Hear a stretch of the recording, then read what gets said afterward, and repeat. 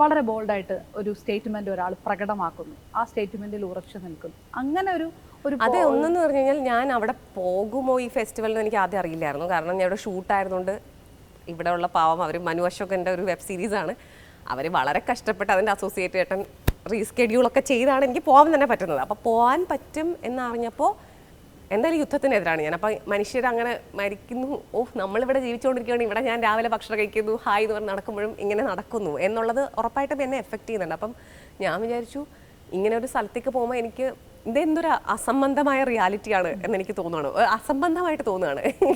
ഇങ്ങനെ സിനിമ അവിടെ പോകുന്നു, ഞാൻ റെഡ് കാർപ്പറ്റിൽ ഹായ് എന്ന് പറഞ്ഞ് നടക്കുന്നു, അതേ സമയത്ത് എന്തൊരു അസംബന്ധമാണ് ഈ ലോകം എന്ന് തോന്നുന്നു. അപ്പോൾ അസംബന്ധമായിട്ട് തന്നെ കാണിക്കണം എനിക്ക് തോന്നും ചില സമയത്ത്. അതായത് അതൊരു ഭയങ്കര ഒരു എന്തൊരു ലോകം എന്ന് നമ്മളെല്ലാവരും ആലോചിക്കുന്നുണ്ടാവില്ലേ. അതുകൊണ്ടാണ് അത്. അപ്പം ഈ പറഞ്ഞ പോലെ കുറേ പേര് വാട്ട് അബൌട്ട് ട്രീ ചോദിക്കുന്നുണ്ടല്ലോ, ഇത് ചെയ്ത് കഴിഞ്ഞാൽ അതെന്താ ചോദിക്കാത്തത്. അങ്ങനെയല്ല, ഇതെല്ലാം അസംബന്ധം തന്നെയാണ്. ഇങ്ങനെ ഒരു അത് എത്ര പറഞ്ഞാലും ഏറ്റവും എന്നെ പേഴ്സണലി ഏറ്റവും എഫക്റ്റ് ചെയ്യുന്ന ഇതായതുകൊണ്ടാണ് ഞാനത് ആലോചിക്കുന്നത്. അപ്പം അതുകൊണ്ട് മറ്റൊന്നിനും വില കുറച്ച് കാണുകയോ വേറൊരിടത്ത് കൊല നടന്നത് ശരിയാണെന്നോ അല്ലെങ്കിൽ മനുഷ്യരെ കൂട്ടക്കുരുതി ചെയ്യുന്നത് ശരിയാണെന്നോ അല്ലെങ്കിൽ സ്ത്രീകൾക്കെതിരെയുള്ള വയലൻസ് ശരിയാണെന്നോ ഒന്നും അതിനർത്ഥമില്ല. ഇതെല്ലാം തെറ്റ് തന്നെയാണ്. നമ്മളെ കൊണ്ട് പറയാൻ കഴിയുന്നത് നമ്മളെ കൊണ്ട് ചിലപ്പോൾ ഞാൻ എല്ലാം കൊണ്ടുപോകാൻ പറ്റുമെങ്കിൽ അങ്ങനെ ചെയ്യാം, അങ്ങനെയൊക്കെ ചെയ്യാം. പക്ഷേ ഇത് എനിക്കൊന്നും എൻ്റെ കൂട്ടുകാരിയുടെ അടുത്ത് ഞാൻ ദിയ, അവരൊരു സ്റ്റൈലിസ്റ്റാണ്, അവരുടെ അടുത്ത് ഞാൻ ഇങ്ങനെ പറഞ്ഞു, എനിക്കങ്ങനെ ഇങ്ങനെ ഒരുപാട് ഇതിനെ എന്ത് ഉൾപ്പെടണം ഇതൊന്നും അങ്ങനെ അത്ര ഇൻട്രസ്റ്റ് ഉള്ള ഒരാളല്ല ഞാൻ, ഇങ്ങനെ ഒരുപാട് അതിനെപ്പറ്റി ആലോചിക്കുക. അപ്പം ഞാൻ പറഞ്ഞു നിങ്ങളുടെ കടയിൽ ഏതെങ്കിലും കാണുന്നത് ഞാൻ മേടിക്കും, ഇതുപോലെ കൊളാബറേഷനും എനിക്ക് വയ്യ, ഞാൻ ഇനിയും ഇടുന്ന എനിക്ക് തോന്നുന്ന ഉടുപ്പ് എന്തെങ്കിലും ഞാൻ മേടിക്കാം.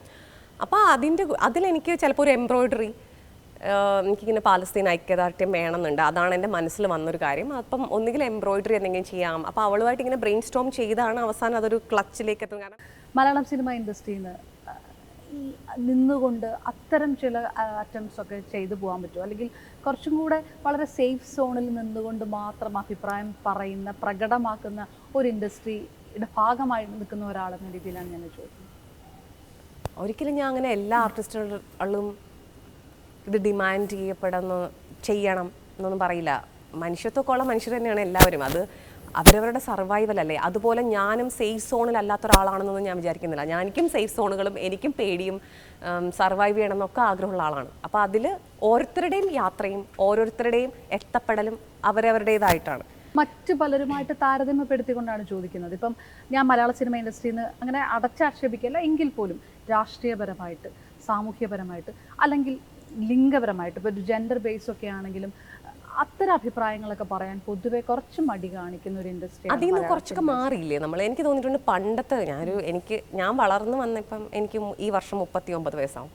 ഞാൻ കണ്ടിട്ടുള്ളതിൽ കഴിഞ്ഞ കുറേ വർഷമായിട്ട് കുറേ കൂടി ആളുകൾക്ക് ആ പറയാനുള്ള ധൈര്യമൊക്കെ വന്ന് തുടങ്ങുന്ന പോലെയും അറ്റ്ലീസ്റ്റ് പേഴ്സണലി പറയാനോ അതൊക്കെ എനിക്കൊരു ചെറിയ ചെറിയ മാറ്റങ്ങൾ, അതിനകത്തൊക്കെ വിള്ളലുകളൊക്കെ ഉണ്ടാവും. എന്നാലും കുട്ടിക്കാലത്ത് ഞാൻ ചിലപ്പോൾ അല്ലെങ്കിൽ എൻ്റെ ടീനേജ് കഴിഞ്ഞ സമയത്ത് മലയാള സിനിമയിൽ അഭിനയിക്കാൻ പോകുമ്പം ചുറ്റുപാടും കാണുന്ന മനുഷ്യരെക്കാളും ഒക്കെ വളരെ മെച്ചപ്പെട്ട ആൾക്കാരാണ് അടുത്ത തലമുറ വരുന്നവരും ഒക്കെ.